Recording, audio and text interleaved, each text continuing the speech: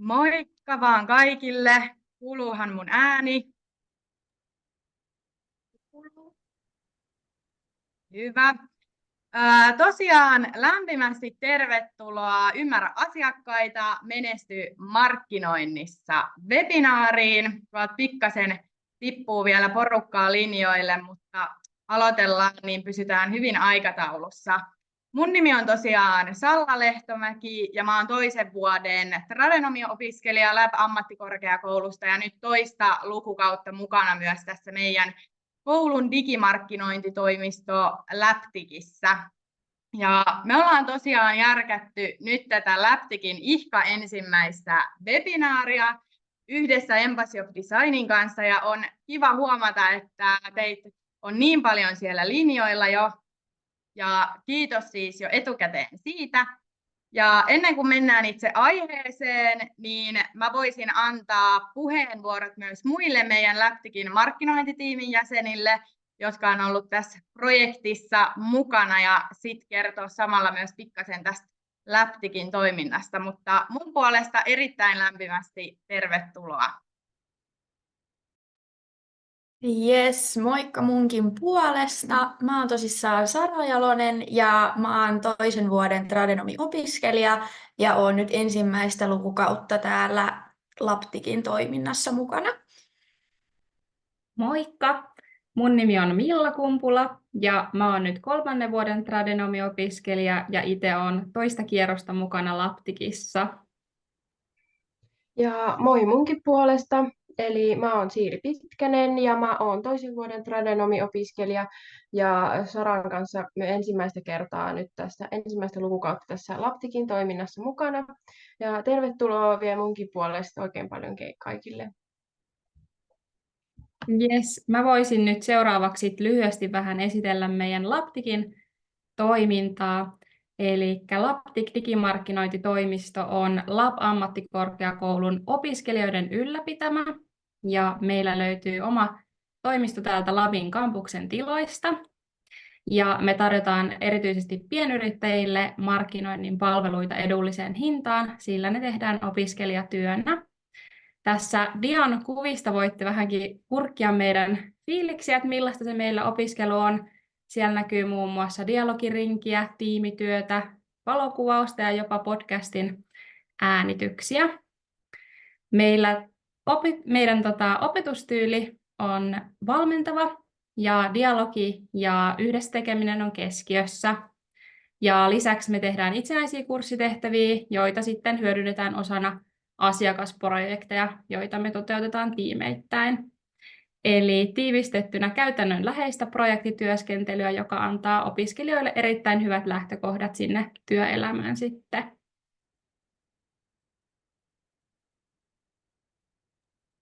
Jes, ja ihan muistutuksena vielä, eli tämä webinaari tallennetaan ja se linkki toimitetaan kaikille sähköpostitse tämän webinaarin jälkeen. Ja huomioikaa myös, että jos laittaa jotain kysymyksiä tai muuta, niin nimet saattaa sit siinä webinaaritallenteessa esiintyä. Mutta mennään nyt sit itse webinaarin aiheeseen, koska täällä sen takia me ollaan, niin annetaan puheenvuoro meidän puhujalle, eli Embassy of Designin Antti Mäkelälle.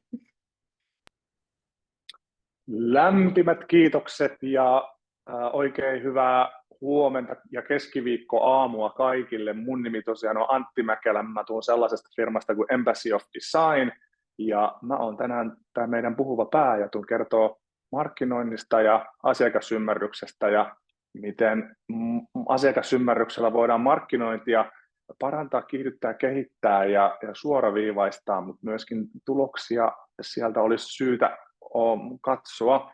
Ja mä näytän nyt tässä heti seuraavaksi teille tämän mun esityksen näytön, joka pitäisi näkyä siellä teidän ruudulla. Noin, sinnehän se napsahti. Ja tänään me tosiaan tehdään asiat näin niin kuin interaktiivisen tyyliin, joka tarkoittaa siis sitä, että meidän Mentimeter-työkalu, jota kautta tämä esitys myöskin tässä teidän Zoomissa näkyy, niin on paikka, jonne te myös itse pääsette, ja sieltä Labtigin puolelta, jos tiimistä joku voisi tipauttaa tuohon Zoomin chattiin vielä tämän Mentimetterin linkin, niin olisin kiitollinen. Eli klikatkaa sitä linkkiä ja sen linkin kautta niin saatte tämän esityksen siihen omalle laitteelle näkyvillenne. Voitte myös kommentoida, jättää tällaisia reagointeja, eli siellä jonkunnäköistä sydäntä ja peukkuu saa näyttää, tai sitten myöskin jättää minulle kysymyksiä, jos ja kun täältä herää jotain sellaisia aiheita, jotka teiltä askarruttaa, kun mennään eteenpäin. Mutta eipä muuta kuin hei, aloitetaan tämän päivän ohjelma. Varmaan esittelyt on aiheellisia tässä heti alkuun ottaa. Niin kuin ehdin tuossa aikaisemmin nopeasti jo nimenikin kertoa, niin tosiaan olen Antti. Juttelen tänään markkinoinnista ja asiakasymmärryksestä.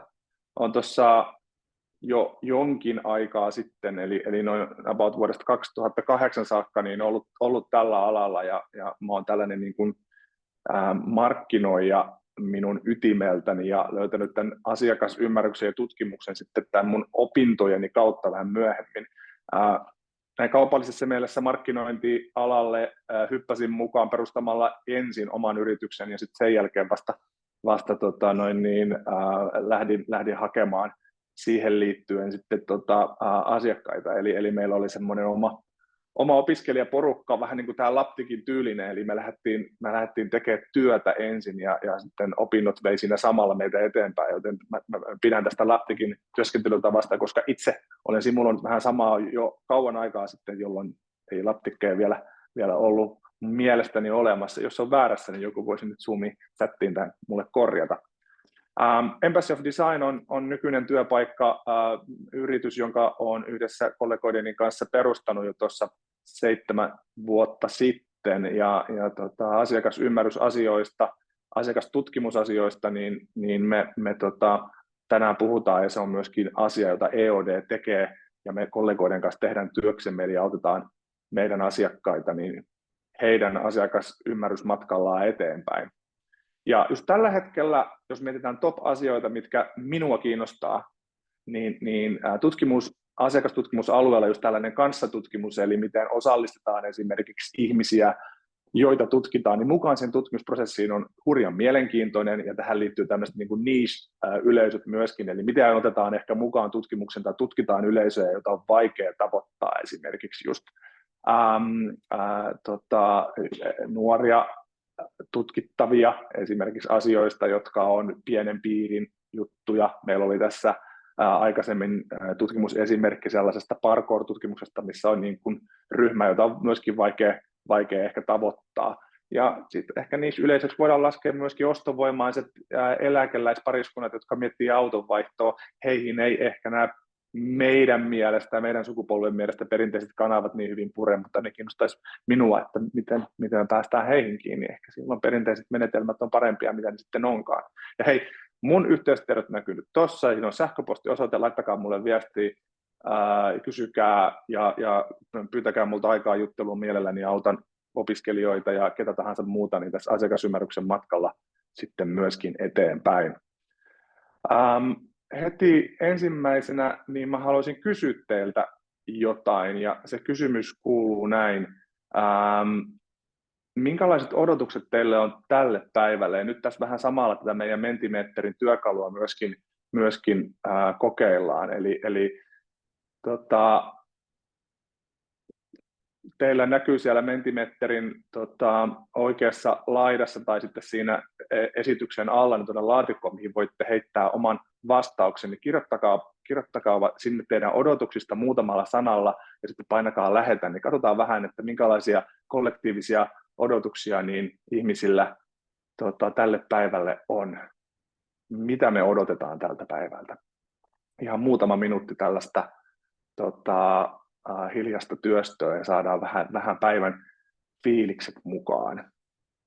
Ja tänään tosiaan tunnin verran tässä suunnilleen tuun puhumaan teille asiaa, tulee teoriaa, tulee näitä käytännön vinkkejä, mitä täällä myöskin pyydetään, ja tulee mun kokemuksia ihan mun omasta työelämästäni myöskin, mitä mielelläni teille jaan. Ehkä inspiraation lähteenä myöskin niin kuin sellaisena mahdollistajana, että mitä tekin voisitte sitten omassa työssänne tehdä.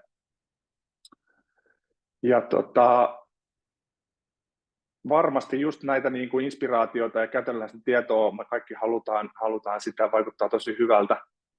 Oman markkinoiden osaamista ja ymmärrystä syventää, se on juuri se, mitä minäkin haluan. Toivottavasti tästä vuoropuhelusta ja interaktiosta tänään sitäkin inspistä löytyy itsellekin omankin suuntaan.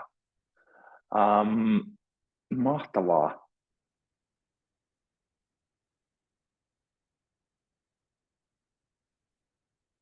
Vinkkejä. No niin, eiköhän lähdetä katsomaan, että mistä niitä vinkkejä löytyy. Hei, kiitos kun vastasitte. Vastatkaa vaan vielä lisää. Mikään vastaus tänään ei mene hukkaan, niin niitä tuossa myöhemmin katselee, ja sitten kun teille tulee koosteita, niin mahdollisesti voidaan näistä meidän polleista niin lisätä myöskin teille jonkunlaista pientä koostetta. Mennään eteenpäin ja oikeastaan aloitetaan siitä, että mikä on meidän tämmöinen lähtötilanne tai lähtöpiste. Tämä asiakasymmärrys ja markkinointi niin on tullut minun pöydälle ja meidän pöydälle yhä vahvemmin just siitä näkökulmasta, että me ollaan havaittu yksi semmoinen fundamentaalinen muutos meidän maailmassa. Eli ajat muuttuu, tämmöisestä niin kuin strategisesta asiakastaloudesta haetaan kilpailuetua markkinalle. Eli käytännössä tämä tarkoittaa sitä, että me valitaan se markkinoinnillisen asiakasarvon luominen sellaiseksi meitä erottavaksi tekijäksi näin ehkä yrityksenä tai liiketoimintana. Ja tämä on muutos siitä syystä, että ehkä aikaisemmin ajateltiin niin, että riittää, kun me tuotetaan esimerkiksi tuotteita ja palveluita ja viedään niitä markkinalle, niin kyllä niitä sitten joku sieltä ostaa ja joku niitä tarvitsee. Tässä näkökulma muuttuu nyt enemmän siihen asiakkaaseen. Mietitään ensin sitä, että mitä se asiakas tarvitsee, mitä se asiakas haluaa, ja silloin tämä koko, voidaan sanoa, niin kuin paradigma tulee muuttumaan niin, että me ei enää ehkä pusketakaan markkinalle jotain, mitä me kuvitellaan, että siellä tarvitaan, vaan me vedetään sieltä asiakkaasta käsin sitä tietoa ymmärtääksemme, että mitä meidän sinne markkinoille kannattaa muotoilla. Ja tämä on nyt just ihan viime aikoina, kun paljon puhutaan asiakaskokemuksesta, asiakasymmärryksestä, asiakas sitä, asiakas tätä, niin tämä kaikki keskustelu on osa tätä muutosta. Ja tästä on ihan hirvittävän hyvä paperi, jonka tuolla Boardman on julkaissut, ja linkki löytyy tuosta tuotantotaloudesta asiakastalouteen, mikä muuttuu ja miten voidaan asioita muuttaa. Jaana Roosendahl ja hänen kollegan kanssa on tehnyt tosiaan mahtavaa työtä, kannattaa tutustua, jos tämä aihe kiinnostaa. Se, miksi meidän kannattaa sinne asiakastalouden suuntaan ehkä alkaa kurkottaa ja miksi osa yrityksistä sinne kurkottaa ja hakea sitä kilpailuetua sieltä, niin löytyy näistä hyödyistä, jotka on aika tavallaan selkeästi hutkittu ja dokumentoitu, mitä ne on. Ja ainakin tämmöisen yhden Forrester Consultingin paperin mukaan, niin oikeastaan kaikilla mittareilla, mitä meitä näin markkinoina kiinnostaa, me voidaan nauttia paremmasta bränditunnettuudesta, asiakaspysyvyydestä, tuotosta ja muuta. Eli on aika selkeää, että tämä asiakastalouden luoma tai tuoma mahdollisuus on aika iso ja siellä on paljon otettavaa. Eli tässä on sitä strategista hyötyä, mikä meidän kannattaa myöskin ulos mitata.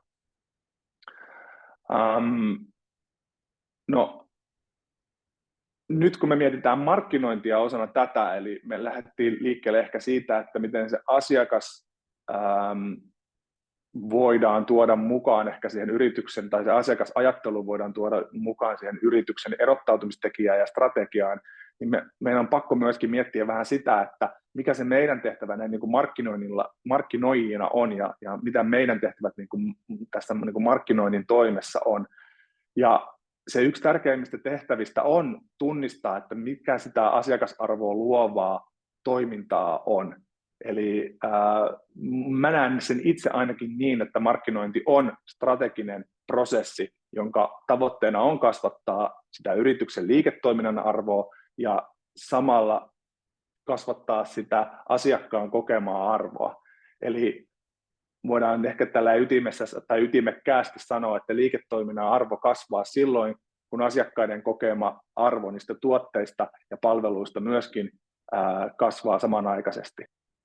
No, jos me tuodaan tähän myöskin lisäksi tämmöinen kokemuksen taso mukaan, niin me voidaan ajatella siitä asiasta myöskin niin, että mitä maagisempi kokemus, mitä parempia palveluita, mitä tavallaan sopivampia tuotteita me voidaan sille asiakkaalle tuoda, niin sitä korkeammaksi myöskin se asiakasarvo tai se koettu asiakasarvo kasvaa.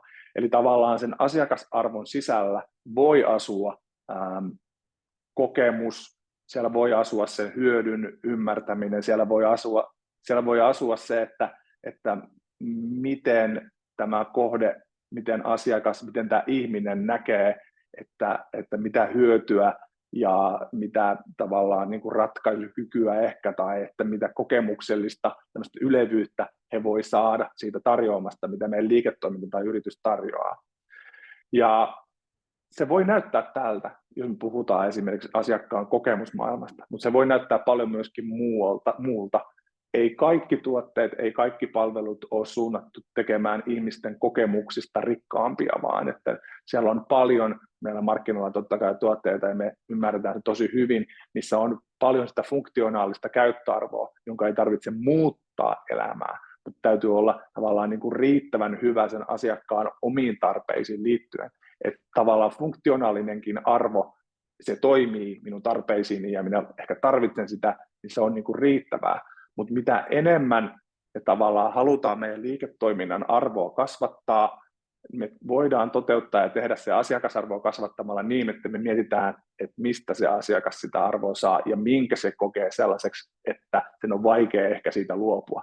Ja se kysymys saattaakin tässä vaiheessa olla, että mikä sattuu ehkä eniten, jos se minun elämästäni viedään pois. Ne on varmasti nämä hurmaavat ja maagiset asiat, mitkä tuolla korkealla näkyy. Silloin mä koen, että mun asiakasarvo laskee, jos niitä ei enää samaan tapaan minulle tarjota, ja totta kai se vaikuttaa myöskin tähän liiketoiminnan arvoon. Eli tämä asuu siellä asiakkaan arvon ympyrän sisällä, mutta me voidaan tehdä sinne vielä tarkempi tarkistus myöskin, eli mistä se asiakasarvo sitten käytännöllisesti ja käytännössä koostuu. Tämä kuvio, mitä te tässä just tällä hetkellä katsotte, niin se on tämmöinen arvolupauksen kanvaasi tai tällainen value prop canvas. Tämä on mun mielestä hurjan hyvä työkalu just sanallistamaan sen, että miten yritys pyrkii tai liiketoiminta pyrkii luomaan arvoa asiakkaalle sen asiakkaan omista tarpeista lähtien. Eli siellä asiakasarvon ympyrän sisällä just voidaan havaita, että meillä on siellä, tai asiakkaalla on siellä tietyn näköisiä tehtäviä, asioita, joita asiakkaan pitää hoitaa ja saada selvitettyä, tai jotain tarpeita, tyydyttämättömiä haluja, jotain motiiveja, tavoitteita. Me voidaan myöskin tässä yksinkertaistetussa mallissa niin, nähdä se, että asiakasta ehkä jotkut asiat hiertää, hänellä saattaa olla haasteita, hänellä saattaa olla ongelmia, tai hän kokee, että joku asia on hankala. Ja me voidaan myöskin löytää tästä kuviosta sellaisia tekijöitä, jotka vaikuttaa siihen, että mitä kohti asiakas haluaa mennä, mitkä on sellaisia asioita, joita voimistaa hänen ehkä positiivista hyvää mieltä, tai että mikä ilahduttaa häntä, mitä hän oikeasti haluaa saavuttaa.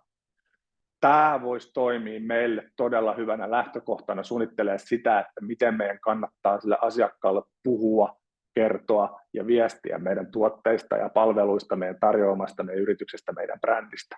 Eli ottamalla kantaa just siihen, että mitä sen asiakkaan pitää tehdä ja toimia meidän ratkaisuilla, meidän tuotteilla ja palveluilla, miten meidän kannattaa ymmärtää meidän asiakkaan kipuja, ongelmia ja haasteita tarjoamalla niihin jotain ratkaisuja. Eli jos meillä on joku haaste asiakkaalla, esimerkiksi se, että hänellä on ihan törkeän vaikea avata sitä maitopurkkia, koska se korkki uudistui semmoisella tavalla, mikä ei ole tottunut, me voidaan meidän uudella ratkaisulla tarjota siihen jotain helpotusta asiaan. Jos me tunnistetaan se, että meidän asiakas haluaa ylevöittää itseään tavalla tai toisella, ehkä kehittääkseen itsestään paremman version tai tullakseen paremmaksi äidiksi tai isäksi tai urheilijaksi tai mitä ikinä se onkaan, niin ne on niinku sellaisia herkullisia asioita, joita asiakasymmärrys meille voi tuoda, jotka auttaa meitä muotoilemaan meidän omaa tarjoamaa niin, että se asiakasarvo voidaan niinku nostaa ja meidän tuotteet ja palvelut vaikuttaa siihen asiakasarvoon nostamasti. Ja nämä arvolupaukset tai tämä value prop on sellainen juttu, joka sanallistaa tämän asian hienosti, ja käyttäkää tätä kanvaasia, tämä on ihan Creative Commons-lisenssillä oleva, löytyy joka paikasta, niin mietitte, että mikä asiakasarvo on, mitä sitä luodaan ja miten meidän omat palvelut, tuotteet voi siihen vaikuttaa tai tulisi siihen vaikuttaa, niin tätä kautta se yleensä löytyy. Me voidaan mennä ehkä vähän vieläkin pidemmälle siinä asiakasarvon luonnissa ja asiakkaan ymmärtämisessä, kun me katsotaan tätä empatiakarttaa. Tässä nyt löytyy ne samat lohkot näin suunnilleen, mitä löytyi tuosta edellisestäkin kuvasta, mutta nyt mennään vielä vähän pidemmälle. Eli tässä kuvassa nähdään just se, että mitä meidän se ehkä kohdeasiakas, se meidän kohderyhmässä, meidän kohdesegmentissä oleva asiakas, niin minkälaisia asioita hänen ulkopuolella vaikuttaa, tai mitkä on sellaisia asioita, jotka hän sisäisesti kokee, että häntä saattaa jarruttaa, tai mitkä on sellaisia vetovoimatekijöitä hänelle, mitä kohti hän on menossa. Tässä on paljon näkökulmia, näitä on numeroituna olla 7 kappaletta, ja sitten vielä tavoite tuolla ylhäällä. Voidaan sanoa, että jos pitäisi kanvaasiksi yksinkertaistaa se, että mitä se asiakasymmärrys on, niin meillä pitäisi olla jonkunnäköinen käsitys oikeastaan kaikkiin näihin tämän kartan lohkoihin siitä, että mitä tämä henkilö, tämä ihminen haluaa tehdä ja mikä häntä kiinnostaa ja mihin suuntaan hän on elämässä menossa.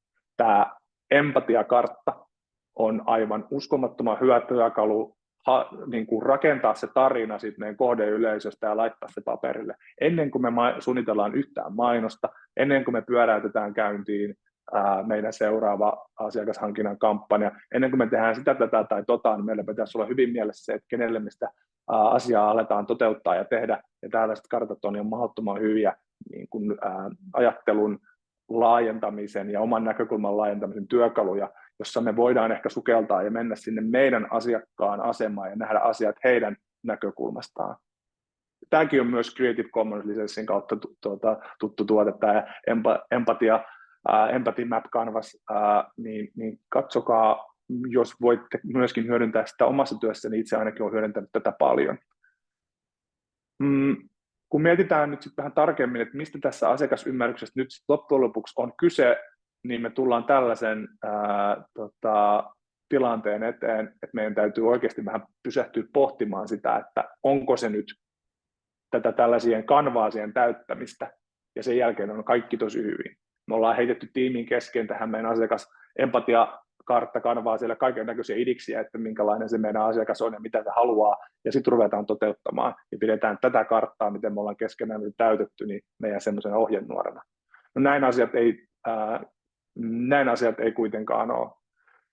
Voidaan sanoa, niin kuin tässä meidän slaidillakin lukee, että se asiakasymmärrys on itse asiassa syvällistä tietoa siitä asiakkaan maailmasta, tarpeista ja toiveista, käyttäytymistä ja motiveista. Eli se asiakasymmärryksen täytyy aina kummuta sieltä asiakkaasta käsin. Meidän on tosi vaikea asettautua itse hyvin meidän vinoomien vuoksi, niin sen asiakkaan asema yrittää keksiä tai kuvitella, mitä ne haluaa, koska me markkinoijilla päädytään usein siihen tilanteeseen, että me tehdään asioita itsellemme, jos me jätetään asiakas sit tilanteesta pois.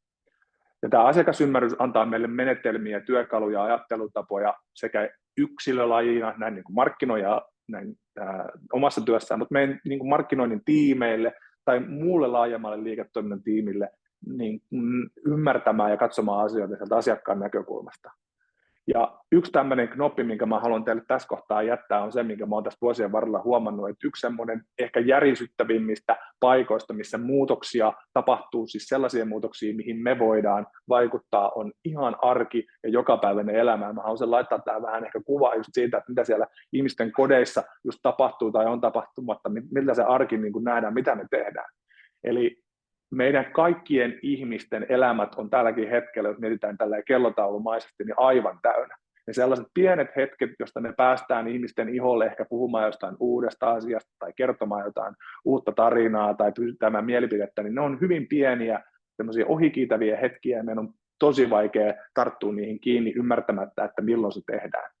Minun aikaikkunani vastaanottaa markkinointiviestejä voi tapahtua kello 20 jälkeen illalla, silloin, kun lapset on mennyt nukkumaan. Jollakin toisella voi olla tilanne toisenlainen. Meidän pakko jalkautua sinne arkeen ja jokapäiväiseen elämään tavalla tai toisella, jotta me ymmärretään, että miten me markkinoijina ylipäätään voidaan tehdä meidän työmme.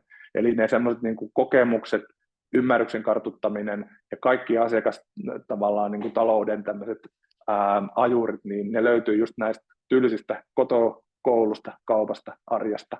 Ja mä rohkaisen meitä kaikkia meidän markkinoijina niin ottamaan se aika, että me voidaan jalkautua sinne meidän kohdeihmisten seuraan ja täyttämään ne meidän kanvaa sit asiakkaasta käsin, ei meidän tiimin yhteisenä tämmöisenä niin kuin, keskivertoajatuksena siitä, mitä se voisi olla.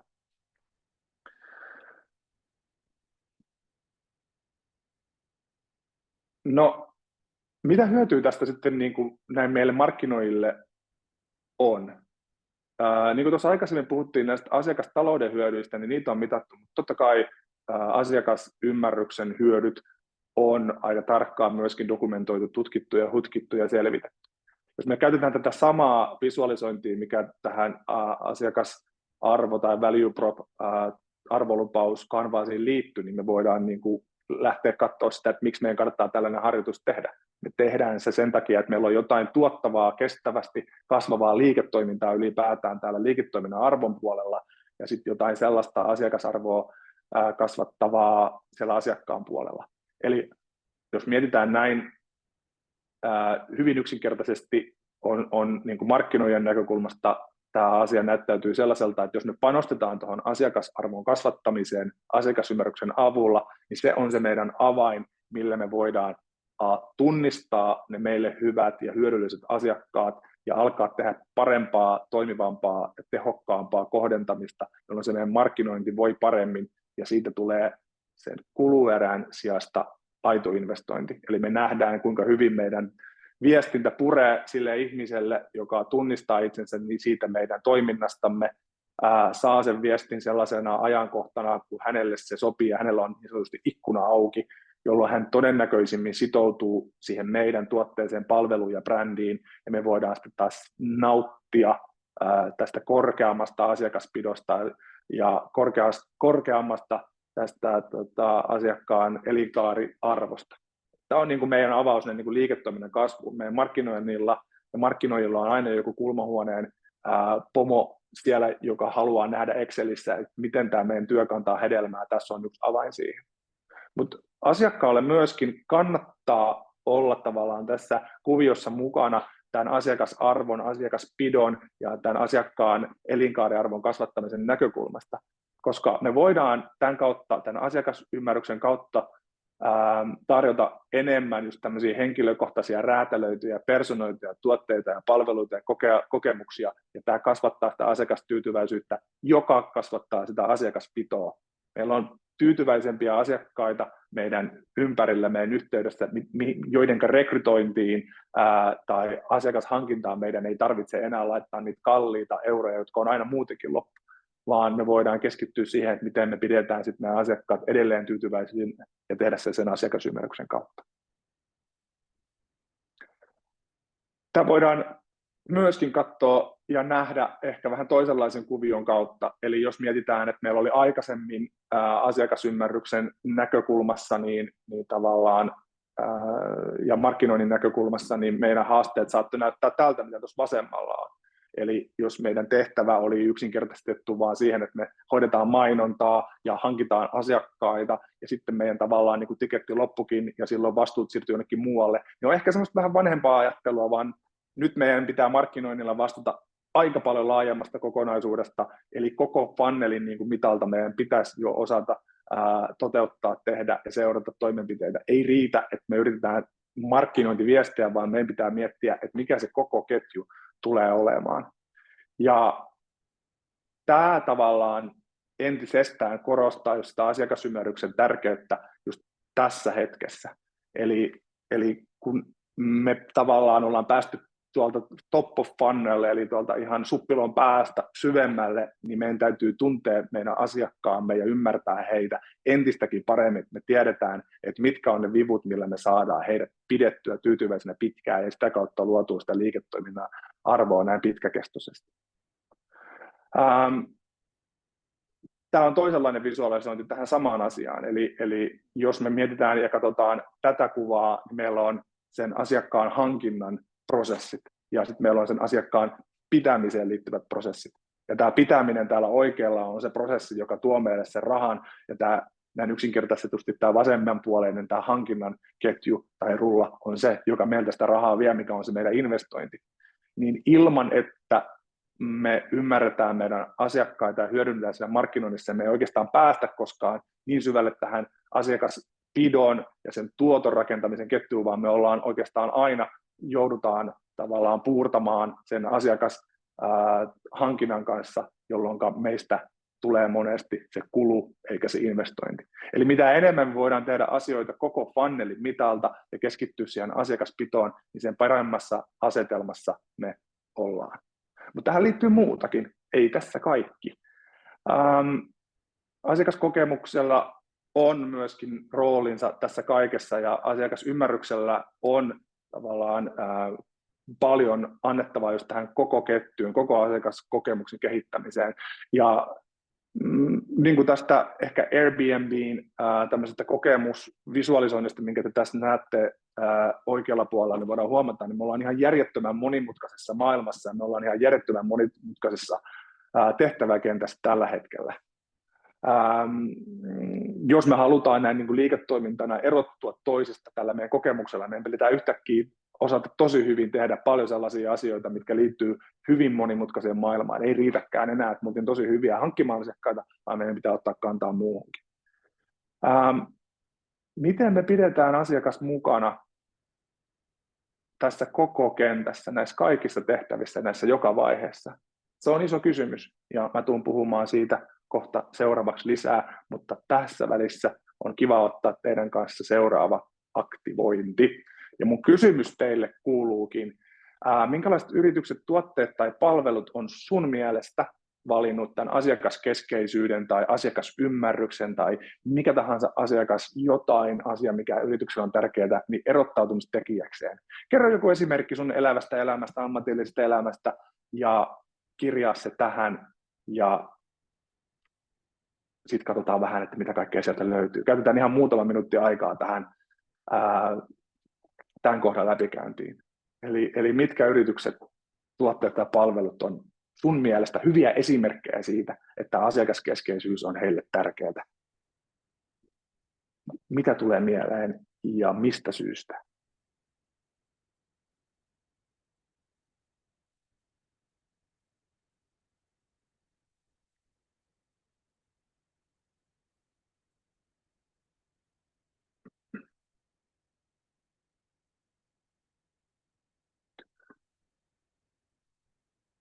Täällä tuli heti kärkeen todella hyvä. Vero.fi.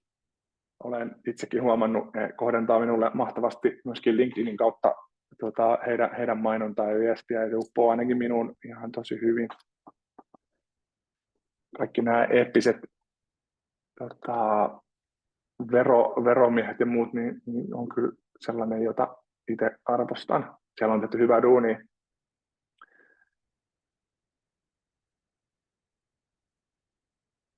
Sitten tällainen kuin, mä en tiedä miten täällä lausutaan, mutta Huger Scars, eli siellä on jopa asiakkaalle tehty soittolistoja, lämmin ja helposti lähestyttävää viestintää.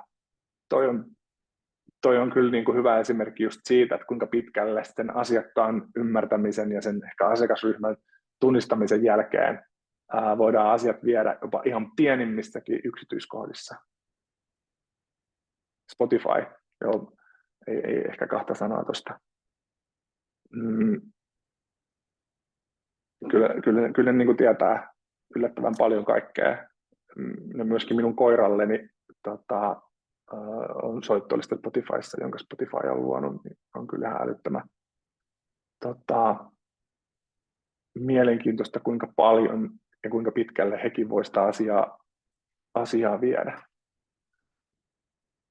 Kirjoittakaa vielä teidän kommentit, vielä viimeiset kommentit tähän kohtaan eteen. Miettikää vähän, mitä hyviä esimerkkejä on, niin liikutaan sitten sen jälkeen taas eteenpäin.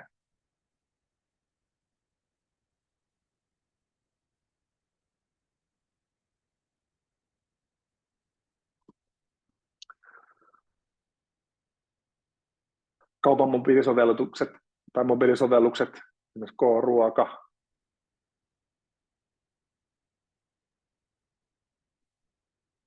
On ihan hyvä pointti. Itse olen huomannut myöskin, että pankkien mobiilisovellukset on ja monesti tosi hyviä. No sieltähän se just tuli. OP:lla on mielestäni ihan törkeän hyvä se OP-mobiili. Ja totta kai käytän sitä tosi paljon, mutta sieltä asiat tuntuu hoituvan ja kaikki oikeastaan löytyy, nämä niin kuin vakuutukset ja muut. Eli on niin kuin, tästäkin niin kuin huomaa, että me voidaan niin kuin isonakin tämmöisenä korporaatiotoimijana tuoda sitä asiakasymmärrystä ja asiakaskokemuksen kehittämistä mukaan tähän kuvioon. Meidän ei tarvitse välttämättä olla Spotifyta tai tämmöisiä pieniä startuppeja, vaan me voidaan myöskin isoja firmoja, niin heidän muutoksensa just tähän niin kuin asiakaskeskeisyyteen ja asiakasymmärryksen puolelle, niin voi olla semmoinen hyvin näkyvä ja sitten myöskin meille asiakkaina ja käyttäjinä sellainen hyvin hyvältä tuntuva. Nordcrypto ja CoinMotion tuottaa ajankohtaista tietoja kryptojen tilanteesta, ei tuputeta. Toi on ihan totta. Itsellä toi maailma on pikkasen vieras, mutta on tosi hyviä esimerkkejä just siitä, että kun sä tiedät, miten puhut sun asiakkaille, että miten ne haluaisit heille puhutaan, niin se viesti sit valitaan aina sen mukaisesti. Kiitos tosi paljon hei näistä ihan mahtavia kommentteja. Laittakaa myöskin vielä tässä matkan varrella niin tuohon chattiin tulemaan Zoomissa viestejä. Jos teillä on kysyttävää mulle ja näistä herätään kysymyksiä, otetaan niitä tuohon loppuun. Voitte tätä Mentimetterin kommentointikohtaa käyttää ja voitte myöskin käyttää Zoomin chattia näiden teidän ajatusten jakamiseen. Niin kaikki käy, me saadaan kaikki mukaan ja kyytiin. Yes. No, seuraava kohta, tämä meidän käytännöllisempään suuntaan nyt liikkuva seuraava vaihe tässä meidän webinaarissa niin on tällainen, että minkälainen tai millainen asiakasymmärrys meitä markkinoijina oikein kiinnostaa, tai minkälainen asiakasymmärrys meitä markkinoijina oikein tulisi kiinnostaa. Mitä se tarkoittaa, kun me halutaan ymmärtää tai me voidaan kertoa, että me ollaan ymmärretty meidän asiakasta. Paljonko meidän täytyy tietää ja miten meidän täytyy tällainen tieto sitten sisäistää. No, tämä on taas sarjassamme niitä vaikeita vastauksia, koska se riippuu nyt siitä tarpeesta ja tilanteesta ja kontekstissa. Mutta ehkä semmoinen hyvä nyrkkisääntö just asiakasymmärryksen kerryttämisen suhteen olisi se, että riittää, että me voidaan tehdä sen asiakasymmärryksen perusteella riittävän hyvä päätös just tässä hetkessä. Me ei voida mitenkään täydellisesti kaikkia meidän asiakkaita palvella, vaan että meidän täytyy päästä eteenpäin ja meidän on hyvä ottaa se asiakas mukaan sen päätöksentekoon ainakin jollain tavalla. Ja mulla on tästä teille antaa nyt yksi esimerkki, miten tätä voidaan tällaista ajattelutapaa hyödyntää. Eli meillä oli vaikea tiimin kanssa tehdä päätös tällaisen brändikonseptin valinnasta. Meillä oli erilaisia kilpailevia brändikonsepteja, jotka liittyivät tällaisen verkkokaupan ilmeen lanseeraukseen. Ja tästäkin vielä niin kuin entistäkin hankalampaa se, että kohderyhmä, jolle me tätä palvelua kehitettiin, oli aika erilainen kuin se, että minkälainen se meidän markkinoinnin oma tiimi oli. Eli tämä kohderyhmä oli suomalaiset 40-70-vuotiaat naiset. Meistä kukaan siinä ryhmässä ei sillä hetkellä kuulunut tähän kohderyhmään, joten se niin kuin, tavallaan empatisointi tai omakohtaisten kokemusten tuominen pöytään niin ei oikeastaan ollut niin hirveän helppoa, eikä se ollut myöskään mahdollista. Mutta me saatiin tehtyä paljon asioita ja me päädyttiin tilanteeseen, jos meillä oli erilaisia vaihtoehtoja. No nyt oli 3 vaihtoehtoa, mistä oli vaikea valita, oli vaikea tehdä päätös. Me hyödynnettiin tällaista konseptitestausta sen suhteen, että mitä tämä meidän kohderyhmä preferoisi näistä erilaisista tavallaan niin kuin brändivärimaailmoista. Meillä oli paljon erilaisia kysymyksiä niihin liittyen, just esimerkkinä tämä, että mikä vaikka tietystä havainnekuvista niin on vaikka erottuvin tai suosikki tai minkä kokee sellaisena, että olisi eniten luonteva, ja sitä kautta me saatiin eroja näiden meidän mielestä aika tasavertaisten konseptien eteen, jolloin tämä vihreä konsepti oli sitten se, mistä eniten pidettiin. Tämä ei tarkoita vielä sitä, että meidän tulisi tehdä päätös sen suhteen, että tämä vihreä on nyt se, mikä me valitaan aina ja ikuisesti, vaan tämä on sellainen päätöksenteon tukiasia. Eli meidän työkaluna tässä oli määrällinen kyselytutkimus, joka me kohdennettiin tietylle määrälle tähän kohderyhmään kuuluvia ihmisiä, jotka antoi mielipiteensä, kun he pääsivät valitsemaan tietystä vaihtoehdosta sen. Tuliko vihreä valituksi? Se tuli valituksi. Tämä ei ollut ainoa mittari, tämä erottuvuus siihen, mikä vaikutti, mutta se oli yksi niistä. Ja kun otetaan kaikki nämä mittarit huomioon, niin voidaan havaita justiinsa se, että tällä niin kuin asiakkaan ymmärtämisellä tässä kohtaa oli aika suuri merkitys.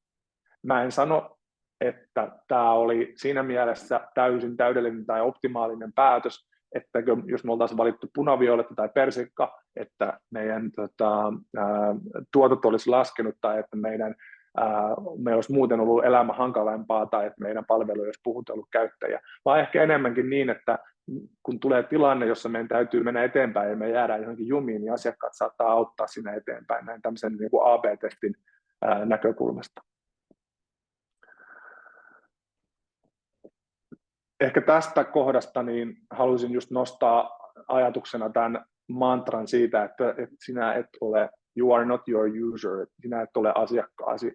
Meillä markkinoijilla on tosi usein innokasta halua tarttua toimeen ja lähteä tekemään. Ja mä oon monen mainostoimiston selällä seinässä nähnyt näitä kylttejä ja quoteja ja huoneentauluja, että nyt vaan niin kuin tehdään ja mennään eteenpäin. Mutta se pysähtymisen paikka on siinä aika alkuvaiheessa, kun lähdetään asioita suunnittelemaan ja miettii, että hei, että me ei itse asiassa kuulutakaan nyt tähän kohderyhmään.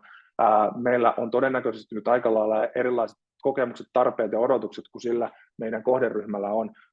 Pidetäänkö pieni paussi, otetaanko askel taaksepäin ja katsotaan näitä asioita enemmän siitä asiakkaan näkökulmasta. Ja näitä vinoomia, joita tässä kohtaa tulee eteen tai että meihin tällä ei epäsuorasti vaikuttaa, niin niitä on aika paljon erilaisia. Muutaman tässä nyt mainitakseni, niin peilikuvavirhe eli tämmöinen false consensus effect tai projektiovirhe on aika yleisiä, ja myöskin tällainen egocentric bias eli tämmöinen oman näkökulman korostaminen, kun lähdetään suunnittelutyössä eteenpäin, niin ne on tämmöisiä vinoomia, joita me itse emme edes huomaa tai meidän niitä vaikeita huomata, kun me lähdetään markkinointiin tekemään. Eli meidän tavallaan markkinoijina niin kuin hermoradat ja ammatillinen osaaminen on aina niin kuin menossa siihen suuntaan, mikä meitä itseä tyydyttää kaikkein parhaiten.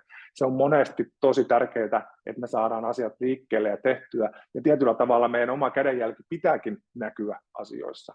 Mutta silloin, kun me halutaan kohdata sellainen ryhmä, jolla me halutaan olla merkityksellisiä ja relevantteja ja näyttää heille, että me ollaan empatiakykyisiä ja pystytään ymmärtämään heidän maailmaa, niin silloin meidän pitää ottaa asiakkaat siihen mukaan. Ja yksi hyvä tapa just on tehdä, niin kuin tuossa edellisessä slaidissa oli, eli näitä meidän vaihtoehtoja, joita meillä on esimerkiksi pöydällä jonkun verran, niin me annetaan asiakkaille niitä keskustelun, päätöksenteon tueksi tavallaan mukaan sellaisiin äänestyksiin, vertailuihin ja muita. Me löydetään niistä tavallaan niitä asioita, jotka tavallaan tarttuu paremmin kuin toista.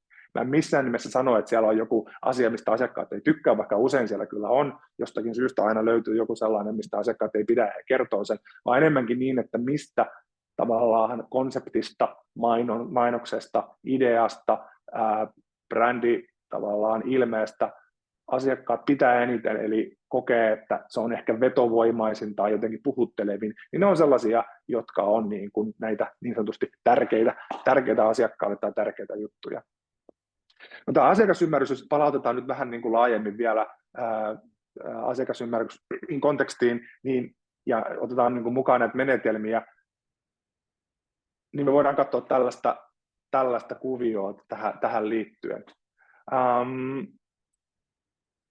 kun mietitään yrityksiä ja liiketoimintoja, jotka haluaisivat asiakasymmärryksen suhteen tehdä asioita, tai ainakin kokee, että on tietyllä tavalla asiakasymmärryksen kallellaan, niin miten tätä asiakasymmärrystä sitten heillä hyödynnetään, tai mitkä on ne menetelmät tai tavat, miten sitä asiakasymmärrystä hyödynnetään.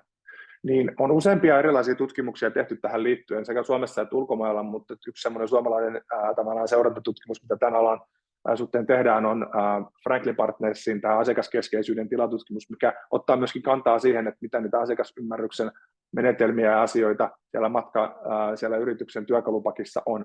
Ja tämän niin kuin ajattelumallin mukaan me voidaan jakaa yritykset sen asiakasymmärryksen tavallaan niin kuin tason mukaan niin vähän erilaisiin tämmöisiin tasoryhmiin.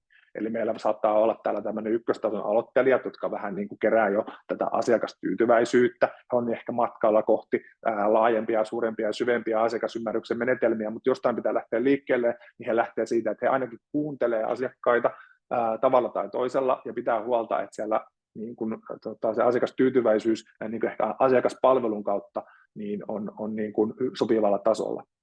No me lähdetään sitten siitä eteenpäin tämmöiseen niin kuin kokeilutasoryhmään, jossa sitten alkaa tulla tämän asiakastyytyväisyyden lisäksi ehkä niin kuin asiakaskokemuksen kehittämiseen liittyviä asioita. Sitten meillä on selkeästi tämmöinen asiakasymmärryksen ja asiakaskokemuksen herätyksen saanut toteuttaja, joka sitten ehkä alkaa jo niin kuin miettiä erilaisia asiakaskuuntelun menetelmiä tai markkinatutkimusprojektien toteuttamista, kun me päästään tähän tämmöiseen edelläkävijäryhmään, joka tekee näitä kaikkia ja sitten vie tuolla ehkä tämmöistä yhteiskehittämisen ajattelua, että miten vaikka uusia tuotteita ja palveluita, ideoita, mainontaa voidaan rakentaa ja tuoda markkinalle niin, että siihen kehittämiseen otetaan asiakkaat mukaan oman pöydän ympärille, tällä ei hyvin konkreettisesti rakentaa sitä. Tämä kuvio liittyy nyt siihen meidän ensimmäisen vaiheen tavallaan tarinaan siitä, että yritykset niin kuin hakee sitä kilpailuetua tästä asiakasymmärryksestä. Eli me ollaan muutoksessa, jossa se asiakastalous on noussut yhä tärkeämmäksi tekijäksi, ja tästä me nähdään toki, että missä suhteessa tavallaan siinä asiakastalouden mittarilla meidän liiketoiminta ja yritykset voi olla. Ja vähän niin kuin tutkimuksesta riippuen, niin sellainen selkeästi alle 10% yrityksistä sekä Suomessa että ulkomailla niin kuuluu tämmöiseen edelläkävijäryhmään, joka hyödyntää ja ulosmittaa sitä asiakasymmärrystä heidän toiminnassaan silleen täysmääräisesti, on ylpeitä siitä ja tehneet siitä selkeästi itselleen sellaisen niin kuin strategisen erottuvuustekijän. Eli mun pointti tässä kohtaa on se, että vielä on paljon tehtävää ja otettavaa, ja tavallaan sitten kun haluaa ulosmitata sen koko hyödyn, mitä tulee esimerkiksi sen oman liiketoiminnan niin kasvattamiseen ja kehittämiseen, niin siellä on vielä tilaa ottaa kilpailuetua ja valttia asiakasymmärryksestä tämän tasoajattelun kautta. Okei, nyt meillä on tilanne, että meillä on ymmärrys nyt siitä, että meidän tämä asiakasymmärrys on tärkeä juttu, ja meidän pitää niin kuin nyt alkaa sitä asiakasymmärrystä hirveästi alkaa tässä kerätä, että me päästään tuolle vitostasolle tästä välittömästi. Mitä me voidaan niin kuin alkaa tehdä? Mitä menetelmiä meidän kannattaa alkaa hyödyntää, jotta me voidaan sitä asiakasymmärrystä alkaa kartuttaa? No, mä itse jaan, ja enkä ole varmasti maailman ainoa ihminen, joka jakaa tämmöiset asiakasymmärryksen keräämisen menetelmät just ehkä kahteen laariin. Että siellä on näitä laadullisia ja määrällisiä tutkimusmenetelmiä mukana. Eli laadullisissa menetelmissä, jotka on esimerkiksi just vaikka haastatteluja tai osallistuvaa tutkimusta, niin kuin havainnointia, niin siinä on aika vähän niitä meidän tutkittavia kohteita, eli ehkä meidän asiakkaita tai muita henkilöitä, mutta asioita käsitellään heidän kanssaan aika syvällisesti. Eli meillä saattaa olla meidän asiakkaiden kanssa pitkä keskustelu siitä, että minkälainen heidän elämä on ja mitä tuotteita he käyttää. Kun taas sitten täällä toisella puolella on tämä määrällinen menetelmä, jossa on paljon datasubjekteja, on paljon vastaajia esimerkiksi lomaketutkimuksen yhteydessä, ja heiltä saadaan paljon tietoa, niin kuin, missä on sitten tietty oma skaalaetunsa, kun tätä tietoa kerätään. Ja nämä molemmat menetelmät on mun työssäni ihan järjettömän tärkeitä yhdessä ja erikseen. Eli ei voida sanoa, että meidän pitää nyt valita joku tietty menetelmä ja mennä sillä, että me voidaan oikeasti ja hyvin kerätä asiakasymmärrystä, vaan kaikissa menetelmissä on hyvät ja huonot puolensa, mutta meidän pitää ymmärtää, että me ei voida jäädä sinne NPS-kyselyiden ja lomakekyselyiden ja kerran vuodessa toteutettavien brand tracking kyselyiden maailmaan pelkästään vain siksi, että joku Exceliä osaava pulmahuoneen ihminen ei ymmärrä mitään muunlaista asiakasymmärryksen kerryttämistä kuin vain sitä, vaan jotta meidän brändi on kilpailukykyinen, jotta meidän tuotteet on kiinnostavia, jotta me ollaan ylipäätään millään lailla relevantteja tai merkityksellisempiä, niin meidän pitää mennä myöskin sinne syvään päätyyn, jotta me ymmärretään, että mitä nämä meidän niin kuin asiakkaat, mitä meidän niin kuin kohderyhmän edustajat myöskin niin kuin tuntee, haaveilee, unelmoi, mitä on sellaisia niin kuin ehkä ei niin pinnalla olevia asioita ihmisten mielessä, jota me voidaan hyödyntää meidän työssämme, jotta me voidaan puhutella ihmisiä oikeanlaisella tavalla.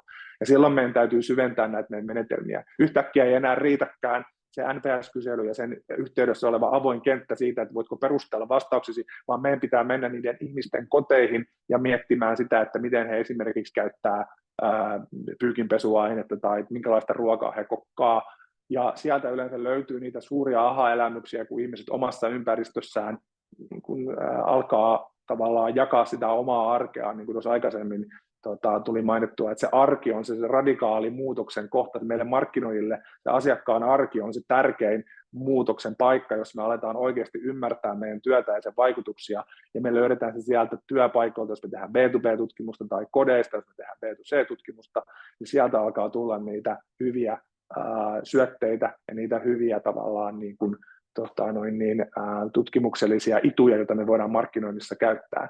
Mutta tämä on siinä mielessä aika helppoa, että tavallaan se kaikkein itsestään selvin tapa kerätä asiakasymmärrystä on monelle se kaikkein vierain juttu. Me jäädään ehkä monesti sinne konttorille istumaan ja ihmettelemään, eikä me jalkauduta sinne asiakkaiden maailmaan. Niin kun meidän pitäisi mennä välillä sinne ihmisten koteihin ja tuoda se asiakkaan maailma sinne toimistolle, eikä yrittää ymmärtää sitä asiakkaan elämää sieltä toimistolta käsin, ja siksi just tämmöiset niin kuin etnograafiset osallistuvat menetelmät on niin hurjan tärkeitä. Ja just tämä, että meistä kuka tahansa voi jutella meidän asiakkaiden kanssa vapaamuotoisesti, mennä kahville, sopii tapaaminen, kutsu heidät toimistolle, kutsu ryhmä meidän asiakkaiden toimistolle keskustelemaan esimerkiksi tämmöiselle fokusryhmäkeskustelusta tai mitä vaan. Tärkeintä on, että ensimmäisessä vaiheessa kaikkien näiden lomakkeiden ja kyselyiden ja sellaisten lisäksi niin me päästään siihen keskusteluyhteyteen tavalla tai toisella meidän asiakkaiden kanssa. Ja tämä on entisestään nyt vieläkin tärkeämpää tässä tilanteessa, kun meillä on hyvin monimutkainen maailma, meillä on kokemuksessa paljon eri asioita, missä meidän täytyy kaikissa onnistua. Me ei onnistuta tässä meidän kokemuksen rakentamisessa ja ylevyyttämisessä, ellei me puututa näihin eri kohtiin sen asiakasymmärryksen avulla. Mutta sitten taas toinen juttu on myöskin se, että okei, että jutellaan, kysellään, tehdään erilaisia asioita, niin mitä meidän tästä työkalupakista pitäisi nyt oikein niin kuin ottaa mukaan ja käyttää ja hyödyntää? Siihenkään ei ole mitään selvää vastausta, mutta tämä auttaa meitä tämä funnel-malli esimerkiksi niin kuin, näkemään sen, että on joku tietty kohta, missä ehkä ongelma tai mahdollisuus on, mitä kautta me voidaan sitten lähteä tarjoamaan siihen oikeanlaista menetelmää. Eli jos me nähdään meidän tavallaan työn sarka semmoisena kokonaisuutena koko funnelin mitalta, niin silloin me voidaan ehkä oikealla menetelmällä saada sitä meidän tarvitsemaa ymmärrystä ja tietoa oikeasta kohdasta. Mä annan esimerkin tähän liittyen, joka löytyy tästä. Jos meillä on sellainen top of the funnel haaste, eli tuosta suppilon yläpäästä liittyvä haaste esimerkiksi tunnettuuteen liittyen, eli esimerkkinä me tuodaan markkinalle jotain täysin uutta liiketoimintaa, jota ihmiset eivät tiedä, tunnista tai eivät ole aikaisemmin niin kuin edes huomanneet, niin silloinhan heille tietenkään ei ole mitään mielipiteitä eikä mielikuvia siitä. Me ei voida tavallaan asiakkaalta suoraan kysyä, että haluatko tällaisen, tai että me ei voida vaan asiakkaalta pyytää, että kerro, että mitä haluaisit, me toteutetaan se kyllä. Eli me ei kyetä näin niin kuin asiakkaan näkövinkkelistä tarjoamaan sitä sellaista mielenkiintoista vetovoimasta ja vallankumouksellista ratkaisua, vaan tämä menee ehkä siihen faster horses-ajatteluun hyvinkin helposti, ellei me niin kuin jalkauduta sinne asiakkaan maailmaan ihmettelemään, että mitkä voisi olla sellaisia juttuja, mitkä he haluavat tavalla tai toisella ratkaistuksi. Ja meillä oli muutamia vuosia sitten tässä taustalla tällainen niin kuin autovuokrauskeissi, jossa me haastateltiin ihmisiä tämmöisen päiväkirjatutkimusmenetelmän avulla siitä, että minkälaista se heidän jokapäiväinen arki on ja mitä he niin kuin autoilun ja liikkumisen kannalta sen jokapäiväisen arkeen halusivat ehkä tuoda lisää tai mitä ongelmia korjata, jotta heillä olisi vaan sujuvampaa. Ja tämä oli niin kuin mun mielestä hyvä esimerkki siitä, että kun me tuodaan kokonaan joku uusi tuote ja tuotekategoriaakin ehkä markkinalle, mistä ihmisillä ei voi olla minkäännäköistä ennakkokäsitystä, niin silloin meidän täytyy jalkautua sinne arkeen ja antaa ihmisten kertoa sen oman jokapäiväisen elämän kautta, että missä he kokee ongelman tai missä he kokee haasteen. Ja näiden niin kuin päiväkirjatutkimusmenetelmän tuottamien niin kuin asiakasinsightien perusteella me voitiin muotoilla sitä meidän ideaa ja sitä meidän tarjoamaa sellaiseksi, että asiakkaat ymmärsivät sen. Eli meillä oli hyvin tekninen ja monimutkainen se asiakkaan arvolupaus ennen, näin niin kuin prototyyppinä, mutta josta muotoutui sitten tämmöinen asiakkaan suusta tullut autojen Airbnb, eli että on niin kuin tällainen autojen vertaisvuokrauspalvelu. Ei me oltaisi ikinä keksinyt mitään tollaista, mutta tämä oli just se yksi niistä esimerkkeistä, joka auttoi meitä sanallistamaan sen asian oikein niin, että se meidän kohderyhmä myöskin ymmärsi, mistä oli kyse. No toinen tämmöinen top of the funnel haaste, mikä mulla oli tässä case-esimerkkinä, niin on tyypillisesti tämmöinen niin kuin brändin kehittämiseen ja tavallaan brändin uudistamiseen liittyvä tematiikka. Ja meillä oli just tällainen kioskibrändin uudistamisen case tuossa viime syksynä työpöydällä, ja tarkoituksena siinä just löytää tälle brändille sellainen ihan oma asema markkinalta, missä se voi tavallaan niin kuin voittaa sen kilpailevat tavallaan kilpakumppanit semmoisella tavalla, jossa siihen liittyy just omanlainen tämmöinen mielikuva. Ja tavallaan me ei voida mennä eteenpäin tuossa ennen kuin me ollaan ymmärretty, että minkälaisia mielikuvia ne meidän asiakkaat meihin liittää, jos me vaikka ollaan se kioskibrändi tai hampurilaisketju tai lähikauppa tai mikä tahansa toimija me ollaan.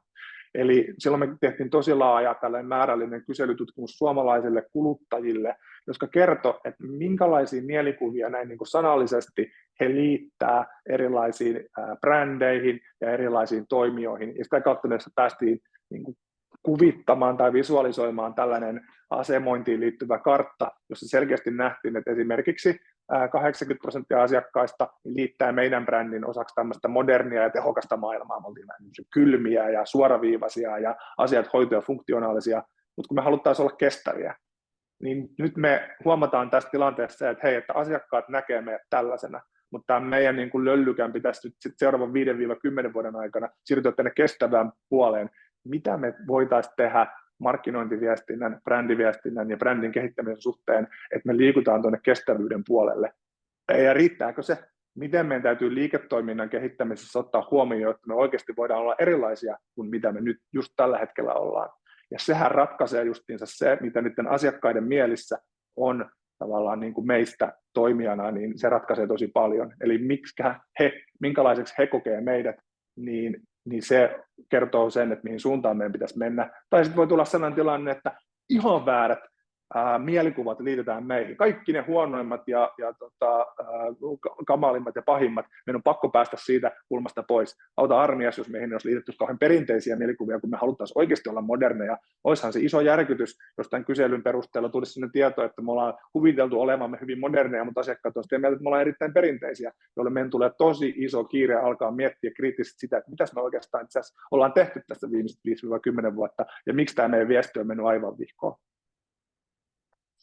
Ehkä kolmantena esimerkkinä tämmöinen niin kuin bottom of the funnel tai mid funnel haaste voisi liittyä just siihen, että nyt kun me ollaan asiakkaat hankittu, heillä on niin kuin oikeanlaiset mielikuvat, he ymmärtää meidän palvelun ja he ymmärtää meidän tarjoaman tosi hyvin, niin mitä tavallaan problematiikkaa tai ongelmaa siinä asiakkaan polulla voi sitten näiden vaiheiden jälkeen nousta, mitä syvemmälle mennään kohti sitä asiakaspitoa ja sitä asiakaskokemuksen ydintä.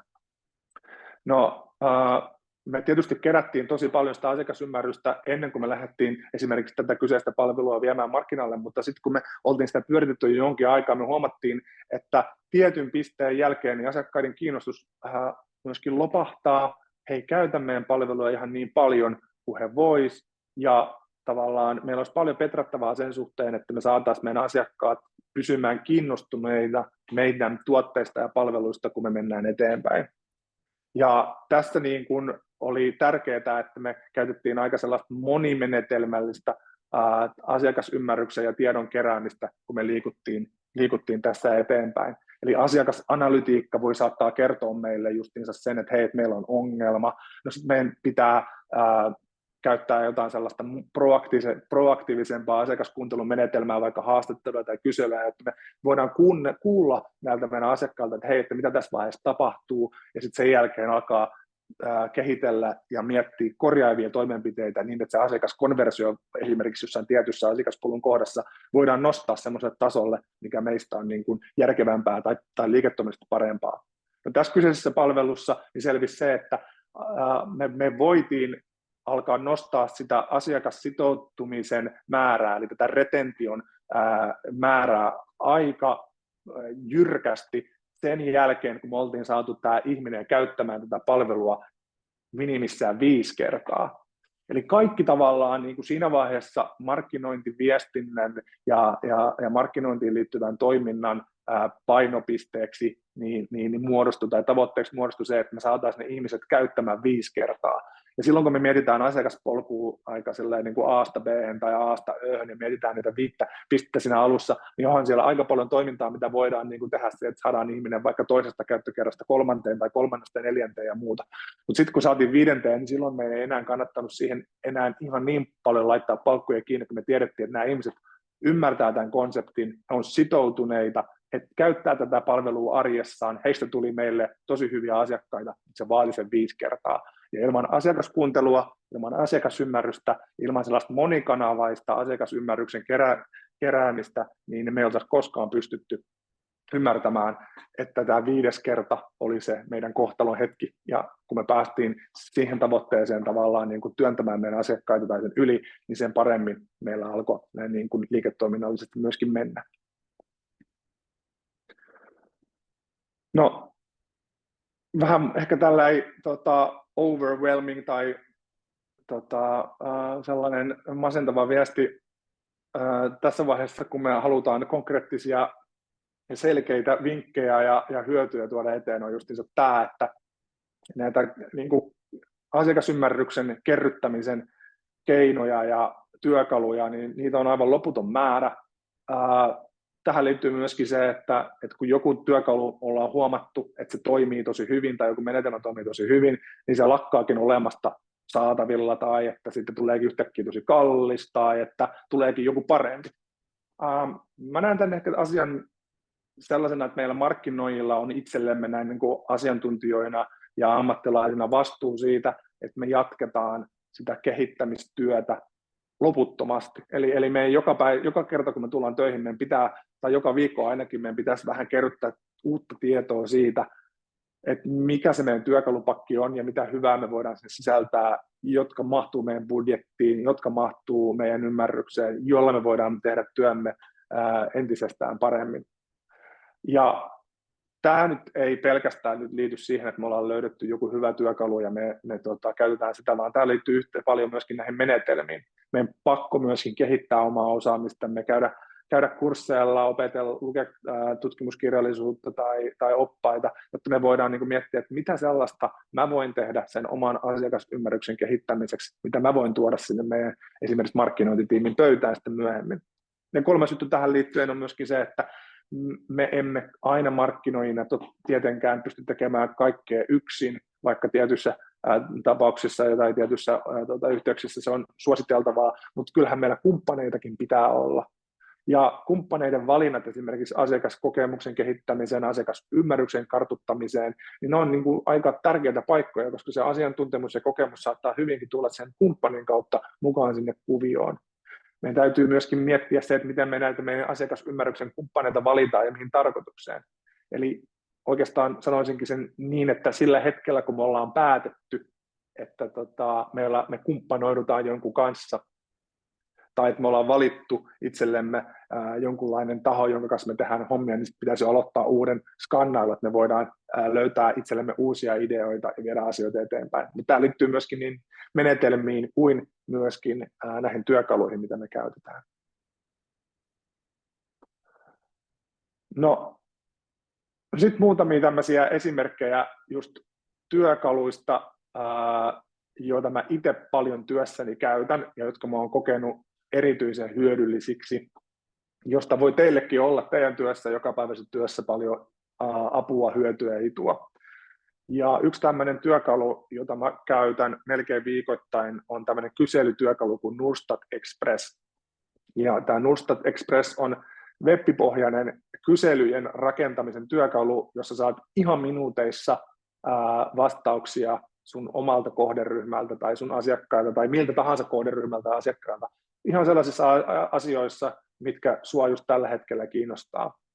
Ja mä itse olen kokenut tämän Nurstat Expressin erityisen hyödylliseksi tilanteissa, joissa on pitänyt esimerkiksi hyvin laajan väestöä edustavan yleisön kanssa niin verrata erilaisia mainonnan konsepteja. Et mulla oli tässä tämmöinen viinikeissi tässä alhaalla, eli meillä oli tiimin kanssa rakennettu erilaisia tämmöisiä alkoholijuomapakkauksiin liittyviä konsepteja. Me haluttiin katsoa, että kuinka hyvin tavallaan meidän kohderyhmä, jotka oli nuoret aikuiset, nuoret kaupunkilaiset aikuiset, niin ottaa vastaan nämä meidän erilaiset juomakonseptit ja mitä mieltä he niistä on. Ja jos heidän pitäisi valita näistä erilaisista juomakonsepteista, niin minkä valinnan he tekisivät ja mistä syystä. Ja me tehtiin tämä testi tyyliin aamulla kello 9 ja sitten kello 10:30 meillä oli tulokset ja kello 11 me oltiin tehty tästä jo esitys, mikä me voitiin presentoida jo puolelta päivänä. Eli tämmöiset niin kuin nopeat tavallaan ideasta toteutukseen ja asiakasymmärryksen mukaanottamiseen liittyvät työkalut niin on hirveän hyviä. Tämä Nurstat Express on ollut aivan totaalinen lifesaver ainakin meikäläisen käytössä, kun halutaan saada nopea otos. Ja kannattaa tutustua tähän Nurstat Expressin työkaluun tuosta heidän saitin kautta. Mä tiedän, että siellä on joku tarjous, mä en saa tästä siis mitään rahaa, eikä tämä ole niin mikään maksettu mainos mun osaltani, mutta mä tiedän, että sieltä on mahdollista toteuttaa ainakin yksi tällainen ilmainen kysely näin niin kuin demona, niin kannattaa ehkä tarttua siihen tarjoukseen mukaan ja käyttää mutta näin niin kuin rahan puolesta, jos tätä käyttää myöskin laajemmin, niin puhutaan jostakin satasista, mitä tämmöinen yksi tavallaan mittaus sitten maksaa. Eli kannattaa ottaa tämä haltuun. Ja monesti, niin kun, jos myytte esimerkiksi omaa työtänne markkinointikonsultteina tai olette esimerkiksi mainonnan alalla jossain toimistossa töissä, niin ottakaa tämä työkalu haltuun niihin myyntitilaisuuksiin ja tapahtumiin mukaan. Tekee tosi hyvän säväyksen, kun te olette tehneet jonkunnäköisen mittauksen siitä asiakkaan maailmasta liittyen esimerkiksi siihen, että kuinka iso osuus tästä kohderyhmästä, joka meitä kiinnostaa, on kiinnostunut vaikka neulomisesta tai ostamaan villalankoja verkkokaupasta, niin se saattaa tuoda sellaisen erottautumistekijän helpolla insight-otannalla siihen esityksen alkuun, joka sitten erottaa teidät jostain muusta mainostoimistosta, joka ei osaa asiakasymmärrystä tuoda ehkä siihen myyntitilanteeseen vielä mukaan, sellainen pieni knoppi mukaan. Toinen työkalu, mitä mä käytän oikeastaan aika usein, en ihan niin usein kuin Nurstat Expressia, on tämmöinen userinterviews.com, ja tämä on työkalu, jonka kautta mä voin rekrytoida mun asiakasymmärryksen kartuttamisen projekteihin tai tutkimukseen ihmisiä mukaan ympäri maailmaa. Eli yksi suurimmista asiakastutkijan tai markkinatutkijan tai muotoilijan haasteesta on se, että millä ihmeellä mä saan yhteyden niihin asiakkaisiin, joita mun pitäisi jututtaa, joiden kanssa mun täytyisi käydä keskustelua, varsinkin tilanteessa, jos nämä henkilöt ei asu välttämättä tässä kotimaassa, ei puhu ehkä samaa kieltä, ei kuulu millään lailla samaan kohderyhmään, tai on muutenkin muuten hankalaa tai vaikeaa. Meillä oli sellainen keissi tuossa aikaisemmin, jolloin piti niin kuin laskea tai määritellä, arvioida se, että kuinka paljon esimerkiksi kolikon keräilijöitä on globaalisti maailmassa, ja sen niin kuin luvun löytäminen oli aika paljon haastavaa, koska se harrastus on itsessään aika niche, eli tämmöinen pienen piirin harrastus, mutta tällaisen niin kuin globaalien markkinoinnin ja asiakasymmärryksen työkalujen kautta me voidaan päästä kiinni näihin ihmisiin ja siihen yleisöön, mikä voi olla muuten meille aika vaikeaa.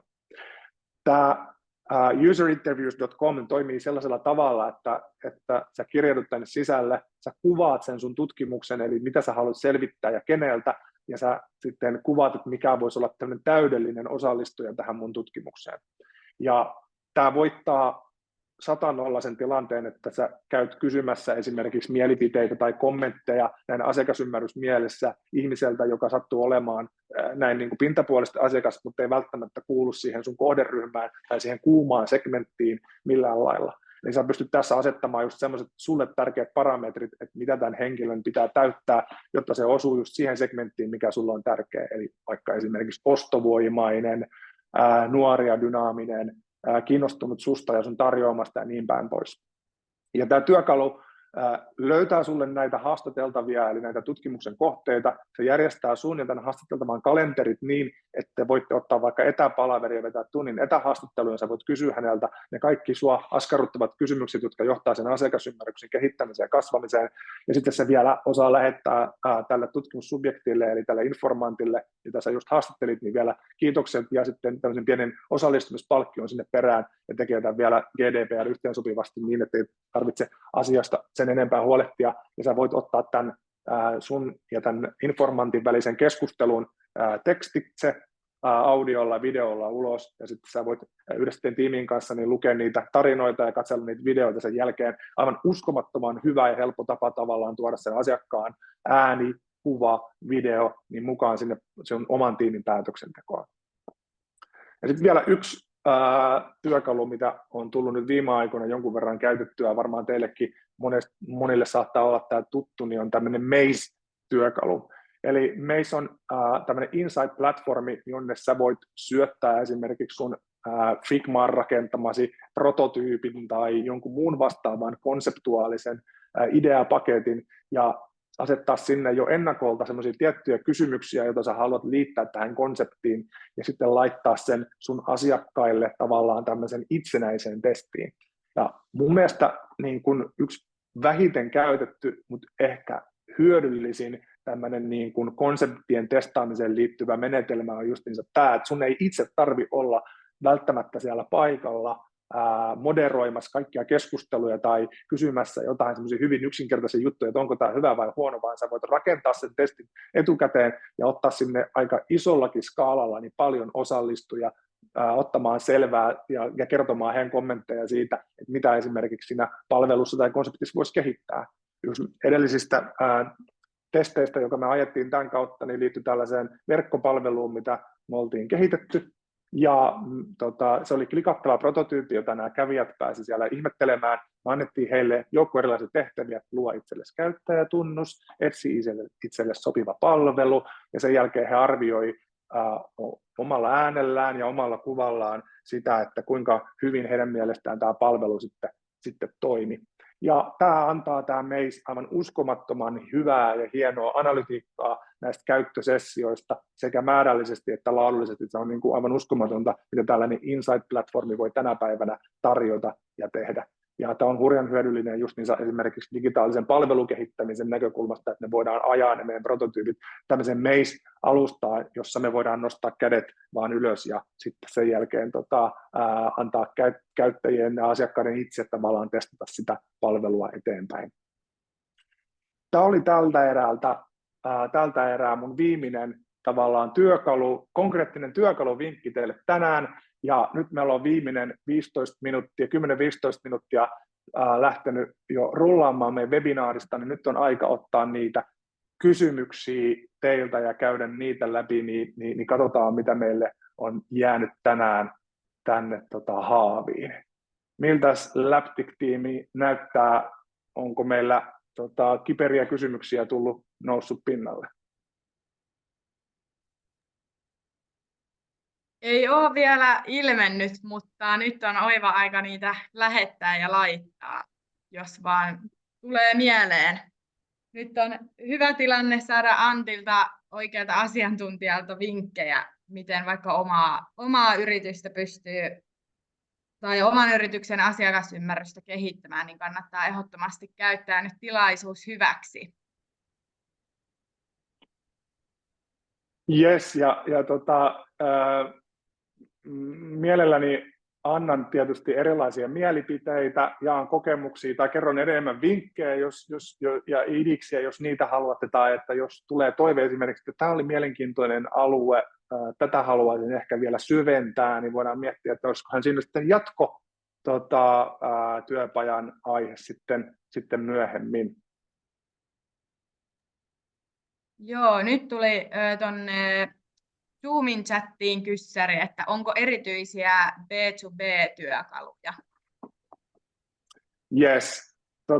Tämä on tosi hyvä kysymys ja mietin tuossa tätä webinaaria valmistellessa, että missä määrin niin kun, haluaisin jakaa tämän just B2C tai B2B-puolelle näin niin yleisesti ottaen, että miten tämä niin kuin ero nyt asiakasymmärryksen suhteen ylipäätään niin kuin näkyy tai on näkymättä. Ja niistähän on totta kai siis tietysti aika iso erokin, mitä nyt asiakasymmärryksen kartuttamiseen tulee, koska monesti just B2B-yleisöt on vaikeampia ja kalliimpia tavoittaa, ja B2B-yleisöt on niin kuin vaan hankalampi saada siihen omaan haaviin just liittyen siitä, että se työ on erilaista ja tämä porukka on paljon vähemmän. Mutta monesti nämä samat työkalut osaa myöskin tehdä tavallaan niin kuin B2B-asioita. Eli esimerkiksi tämä Maze ja tämä esimerkki, jota tässä nyt käytin tämän konseptin testaamiseen, niin tämä oli B2B-testi, eli näitä niin kuin, ammattilaisia, ammatti-ihmisiä, niin osallistuttiin tähän testiin mukaan. Tuossa Norstat Expressissä niin siinä ei mielestäni voi ainakaan tällä hetkellä valita tällaista B2B-kohderyhmää, mutta sitten taas esimerkiksi jonkun paneelikumppanin, vaikka Norstatin tai Bilendin tai taloustutkimuksen kanssa, niin totta kai voi valita sitten sieltä semmoisen B2B-kohderyhmän mukaan. Mä oon huomannut, että yhä enemmän sellaiset työkalut, jotka on niin kuin kohdennettu aikaisemmin osaksi just kuluttajatutkimusta tai B2C-tutkimusta, niin on pikkuhiljaa livahtanut myöskin sinne B2B-tutkimuksen puolelle, mutta mulla on ollut aina vähän vaikeuksia erottaa näitä ryhmiä sitten toinen toisistaan, joten en ole ihan täysin varma, että mikä olisi semmoinen ehkä B2B-kontekstiin sopiva tutkijan asiakasymmärryksen kerryttämä työkalu toistaan paremmin, mutta ainakin nämä konseptin tutkimukseen liittyvät työkalut, niin kuin Maze ja muut, niin on toiminut kyllä siinäkin tai yhteydessä tosi hyvin.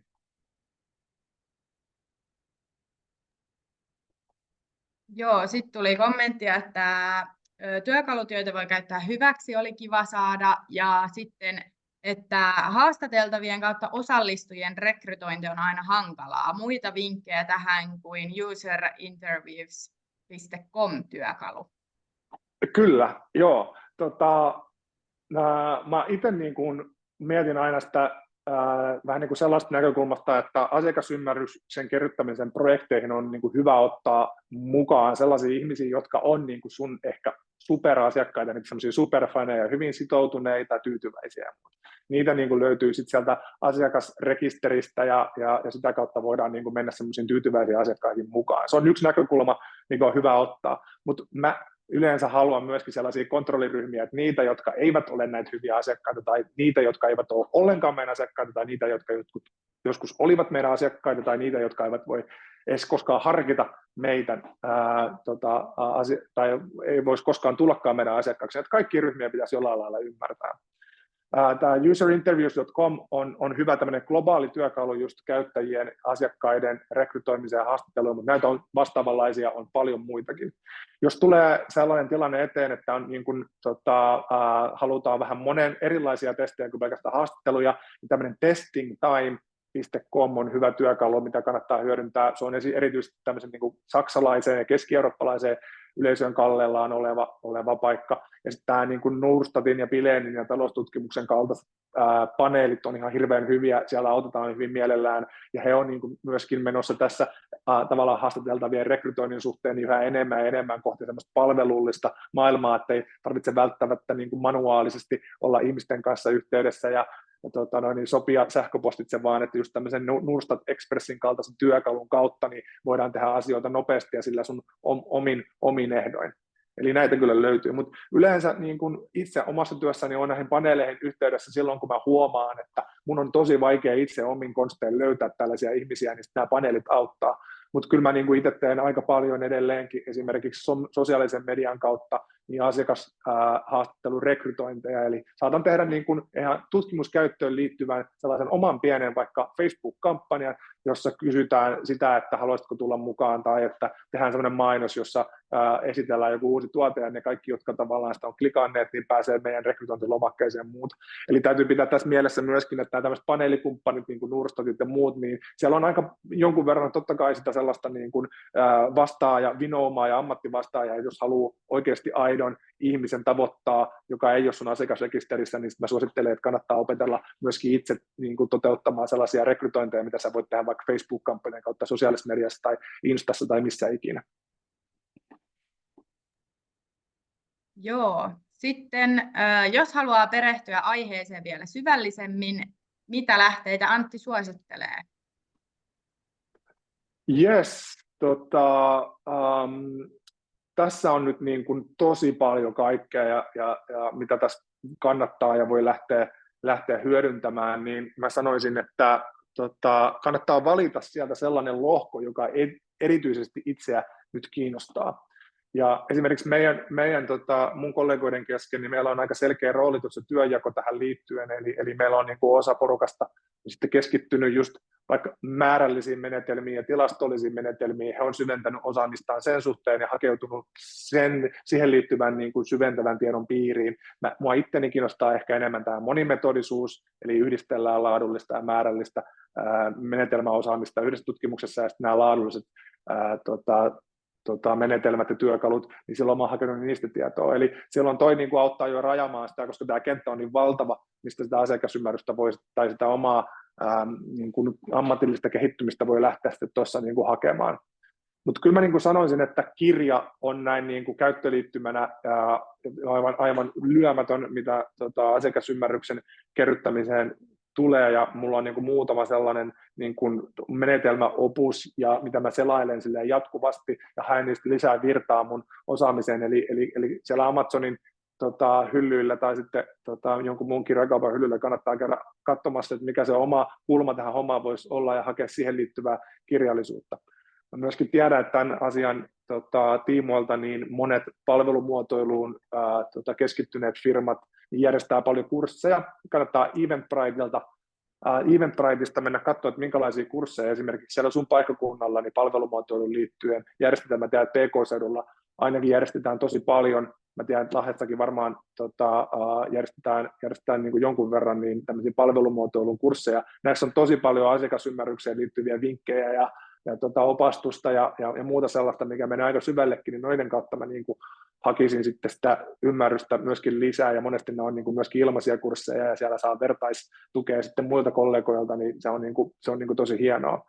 Ja sitten jos on tilanne, että haluaisi esimerkiksi koko markkinointitiimille jonkun tämmöisen asiakasymmärryskoulutuksen tai palvelumuotoilukoulutuksen ottaa, niin sitten kannattaa ottaa suoraan johonkin vaikka palvelumuotoiluyrityksiin yhteyttä. Heillä on tosi usein, ja meilläkin on sellainen niin kuin asiakasymmärryksen crash course kurssi, jonka voisi sillä omalle tiimille ottaa, mikä on sellainen päivän mittainen kurssikokonaisuus, missä pääsee itse tekemään tehtäviä ja kuulee vähän teoriaa ja sitten siellä kohdataan asiakkaita. Ja tällainenkin voi olla hirveän hyödyllinen, riippuu siitä, että mitä hakee. Joo. Sitten on vielä kommenttia, että esitys oli hyvä, kun täällä Torniossa esitystä katsoo myös meidän opiskelijat. He saivat tästä hyvää tutkimuksellista näkemystä asiakastutkimuksiin. Useasti näistä aiheista tehdään opinnäytetöitä, niin hyvää alustusta asiaan. Tervehdys Tornioon ja mahtavaa kuulla ja kiva, että pääsitte tähän aamuun opiskelijoiden kanssa liikkeelle. Ja jos opinnäytetyöhön liittyen niin tulee jotain kyssäreitä ja kommentteja tai jotain muuta, mistä kaipaisitte ehkä opastusta, niin mun sähköpostiosoite oli siinä alussa, eli antti.makela@embassyofdesign.fi. Laittakaa viestiä mielelläni neuvon ja annan vinkkejä eteenpäin, jos tällä kertaa ei ehdi ihan kaikille vastata sellaisella tavalla, mitä haluaisitte, niin laittakaa viestiä tulemaan tai lisätkää mut LinkedInissä sitten kontaktiksi ja kaveriksi, niin voidaan jatkaa juttua sitä kautta. Yes, ja sitten vielä, että asiakasymmärryksen kääntäminen strategisesti asiakassegmenteiksi kautta ryhmiksi on tietysti sitten myös seuraava askel ennen markkinointia. Sekin kiinnostaa. Kiitos, alkaisipa jokainen työpäivä näin mahtavalla alustuksella. Yes, no asiakassegmentointi oli aihealue, mihin mä en tänään vielä kerännyt ollenkaan pääsemään, mutta se on niin kuin se, minkä itseäni kiinnostaa, riittävän vetovoimainen iso asia.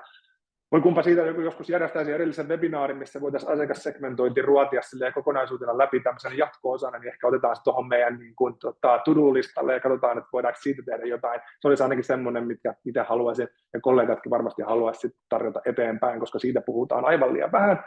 siitä puhutaan paljon, mutta sen toteuttaminen on aivan liian sellaista niin kuin, muotoutumatonta, niin me haluttaisiin tuoda siihen ehkä meidän asiantuntijoiden puheella vähän lisää formia ja tämmöistä niin kuin suuntaa ja prosessia. Niin aivan todella hyvä ehdotus.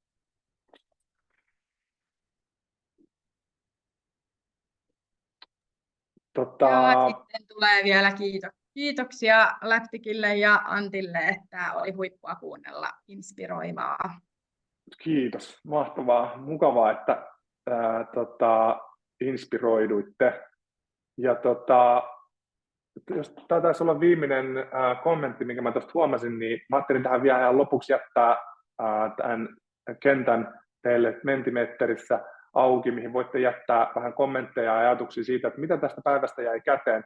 Laittakaa tuonne Zoomin chattiin, että mikä oli sellainen oppi tai knoppi tai ajatus tai kertaus tai mikä tahansa, mikä teille jäi mielen päälle, niin heittäkää sinne, niin on kiva niin kuin nähdä, että minkälainen oppimisen kokemus tämä ehkä teille tässä aamussa oli. Eli käyttäkää tätä Mentiä tai Zoomin chattia tai muuta, niin me lueskellaan niitä mielellään.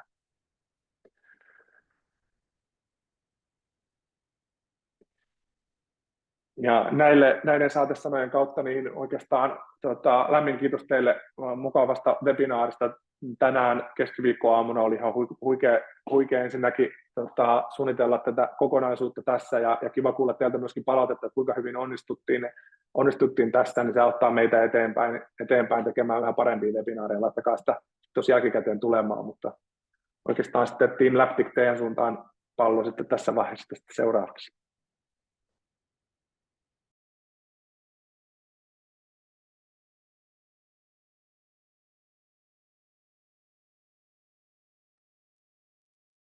Joo, kiitos hei valtavasti Antille. Ihan huippuesitys oli ja ihan upeata oli päästä tekemään yhteistyötä sun kanssa. Ja tahdon Lapticin puolesta kiittää nyt vielä kerran kaikkia osallistujia. Ja jos teillä herää kysyttävää Lapticin toimintaan liittyen, niin meihin voi olla aina yhteydessä esimerkiksi sähköpostilla tai meidän verkkosivujen kautta yhteydenottolomakkeella, ja sitten somekanavat on myös sellaiset, mitkä tuossa nyt ruudulla näkyykin, missä saa nopeasti yhteyttä, jos haluaa, ja siellä yhteydenottopyyntöä muutenkin tai seuraamisia puolin ja toisin mielellään tehdään. Ja me laitetaan tosiaan tallenne tuleen tästä webinaarista teidän sähköpostiin heti, kun on saatu se ladattua tiiviiksi paketiksi. Ja samalla lyhyt palautekysely, mihin me toivotaan mahdollisimman monelta vastauksia, niin saadaan sitten kehitettyä toimintaa. Ja myös haluttaisiin kuulla toiveita mahdollisesti tulevista webinaariaiheista, eli niistä ehdottomasti laittakaa vinkkejä tulemaan. Ja mun puolesta iso kiitos vielä kaikille osallistumisesta ja oikein ihanaa keskiviikkopäivän jatkoa kaikille.